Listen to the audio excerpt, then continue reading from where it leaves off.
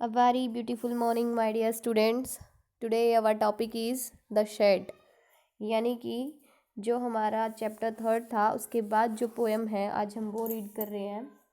इस पोएम में देखिएगा क्या है। द शेड वाली पोएम में फ्रैंक फ्लेन ने ये लिखी है।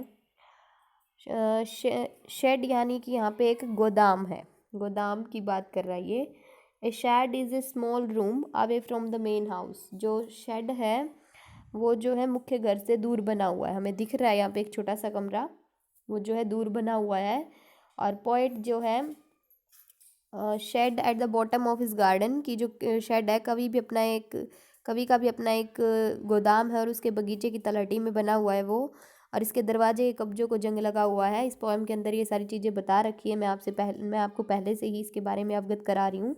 इसकी एक धूल भरी पुरानी खिड़की है इसके अंदर, इस गोदाम की, जिसके 3 शीशे टूटे हुए हैं। और कवि सोचता है कि शेड के अंदर कोई है जो उसे घूर के देख रहा है। और कवि के भाई ने उसे बता दिया कि शेड में एक भूत रहता है। यदि कभी उसने शेड के अंदर जाने का प्रयास किया तो भूत उसके सिर को काट देगा। लेकिन कवि जानता है कि शेड के अंदर कोई भूत नहीं है। उसका भाई तो भूत के बारे में केवल झूठ बोल रहा है। कवि एक दिन शेड के अंदर जाने का निर्णय लेता है, लेकिन वो अभी अंदर नहीं जाएगा।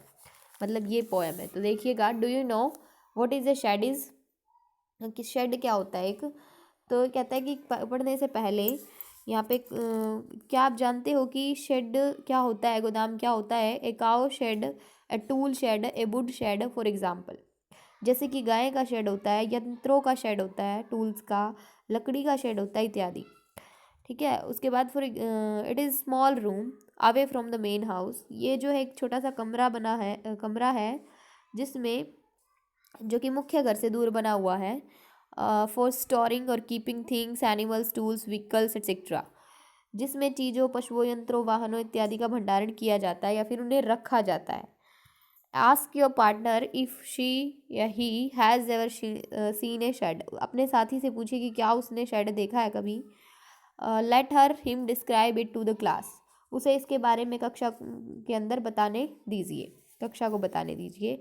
अब देखिए, नाउ रीड द पोएम। अब कविता पढ़िए क्या है इसमें। There is a shed at the bottom of our garden with spiders web hanging across the door. हमारे बगीचे की जो तलहटी है उसमें एक शेड है जिसके दरवाजे के आर पार एक मकड़ी का जाला लटक रहा है। The hinges are rusty and creak in the wind. उसके कब्जों पर जंग लगा हुआ है। ये देखिए यहाँ पे बोल रखा है कि web hanging across the door. Spider का जो वेब है वो लगा हुआ है, मकड़ी का जाला लटक रहा है। और the hinges are rusty and crack in the wind. When I am in bed I lie and I listen, I will open that door one day. कहता है कि हमारे बगीचे की तलहटी में एक शेड है, गोदाम है, जिसके दरवाजे के आर पार एक मकड़ी का जाला भी लटका हुआ है, हैंगिंग लटकना। The hinges are rusty and creak. उसके कब्जों पर जो है जंग भी लगा हुआ है और हवा चलने पर वो चू चू करते हैं। ठीक है। क्रेक इन द विंड बोल रखा है। क्रिक मीन्स मतलब आवाज़ें करते हैं चू चू की। When I am in bed I lie and I listen. जब मैं बिस्तर पर लेटता हूँ मुझे वो आवाज़ सुनाई देती है। I will open that door one day. मैं एक दिन उस दरवाजे को अवश्य खोलूँगा। उसके बाद जो है नेक्स्ट पैराग्राफ में क्या बोल रखा है देखिए। There is a dusty old window around at the side with 3 cracked panes of glass. उसके यानी गोदाम के एक पुरानी खिड़की है जिसके 3 शीशे टूटे हुए हैं। ठीक है।